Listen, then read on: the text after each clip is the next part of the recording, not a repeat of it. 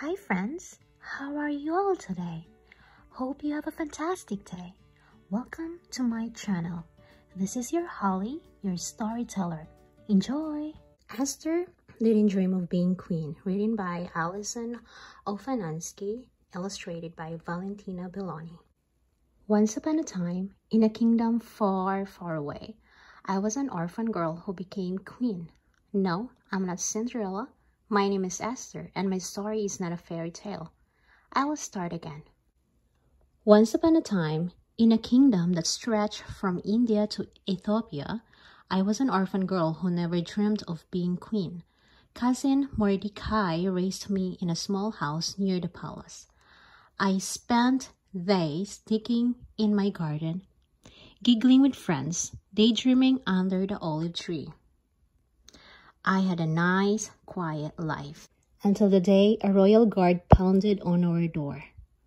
Oh no, he's probably delivering invitations to one of the king's rowdy parties. I hid in the back room. All pretty young women must come to the palace, the messenger told Cousin Mordecai. The king needs to choose a new queen. I stifled the gossip. The rumors were true. The king had gotten rid of his queen because she disobeyed his orders. He didn't sound like my idea of Prince Charming. I decided I wasn't entering his royal beauty contest. For 3 years, I avoided the patrols rounding up young women throughout the kingdom. But one spring morning, I just had to get out for a walk. I put on my ugliest dress and messed up my hair. Hey there, a guard had spotted me. I bet the king would like to meet a nice girl like you. He hustled me into the royal carriage. The king won't want a poor orphan as queen, I protested. He'll decide whom he wants. I'm just following orders, he said.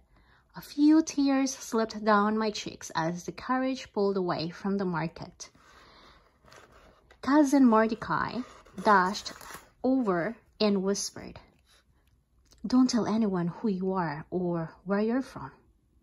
I trusted Cousin Mordecai, so I took his advice and didn't tell anyone at the palace I was Jewish.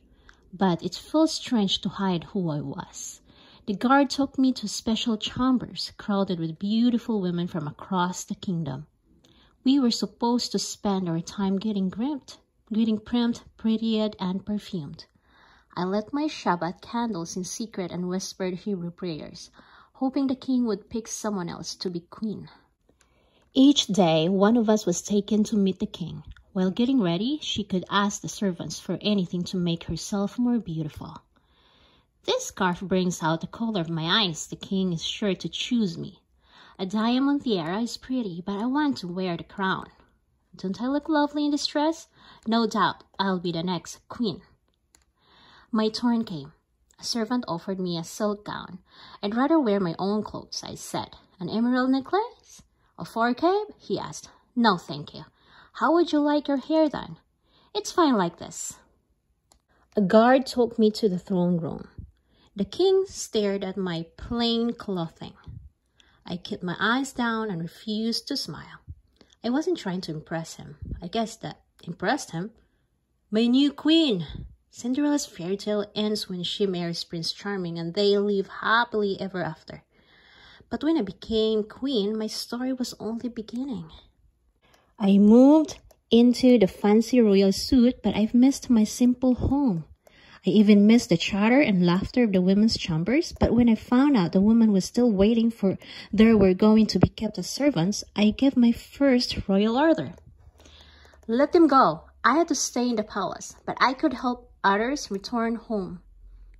I was lonely in the big, cold palace. I tried making friends with a cook, but she just courtside and called me, Your Highness. The gardener wouldn't let me get my hands dirty. At least Cousin Mordecai came by every day to ask me how I was doing. I hardly ever saw the king. He spent all his time with his favorite advisor, Haman, who was a real bully. Haman insisted that everyone bow to him, but Cousin Mordecai refused. I watched proudly from the balcony when he told Haman, Jews don't bow to people. You'll be sorry, Haman threatened. There's no room in this kingdom for those who dishonor me. A few days later, cousin Mordecai came to the palace gate. I'd never seen him so upset.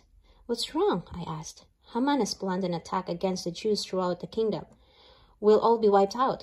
Men, women, children." He showed me a letter stamped with the king's seal. I trembled as I read the order. Why would the king agree to something so horrible? Haman bribed him. "You must convince the king to stop this attack."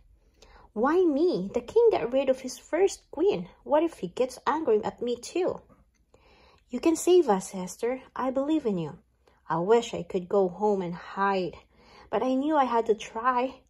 I didn't have a fairy godmother to wave a magic wand and solve my problems.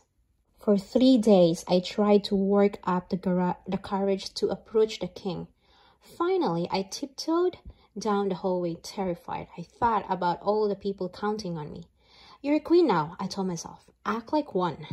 I stood up straight, took a deep breath, and walked to the throne room. "Esther, come in," the king said. I almost fainted with relief. "Ask for anything up to half my kingdom." I didn't want half his kingdom, but I couldn't blurt out that his favorite advisor was a scoundrel. I had to act carefully. "Will you and Haman join me for dinner tonight?" I asked. "With pleasure." I brought out silver platters of stuffed grape leaves and almond pastures. "What's on your mind, Esther? Ask me for anything." I wonder what to ask for. That the king make Haman chef of a remote island, preferably one full of lions and surrounded by sharks? No, getting Haman out of the way wasn't enough. I had to stop his terrible plot, but this didn't feel like the right time to expose Haman as a villain. "Will you both come for dinner again tomorrow?" I asked instead. "The cook has a new recipe for pomegranate pumpkin parfait. Would be honored," Haman grinned, on getting another royal invitation. The next evening, when the king asked what I wanted, I spoke from my heart. "Save my people. Save me." "Save you? From whom?" "This wicked man. He plans to kill all the Jews in your kingdom. I am one of them." The king turned to Haman. "You would harm my queen?" Haman threw himself at my feet. "Please, your highness, I didn't know." The next day, cousin Mordecai came to the palace gate waving a new order with the king's seal. "Good news, the king has gotten rid of Haman and his plot has been foiled." I'd outwitted the bully when I was a girl daydreaming in my garden. I never imagined I would do something like this. "This calls for a celebration," I announced. "We're still celebrating. Every year my story is told at Purim parties. It's not a fairy tale, though it starts like one. Once upon a time, an orphan girl became queen, and it has the best ending. We all lived happily ever after."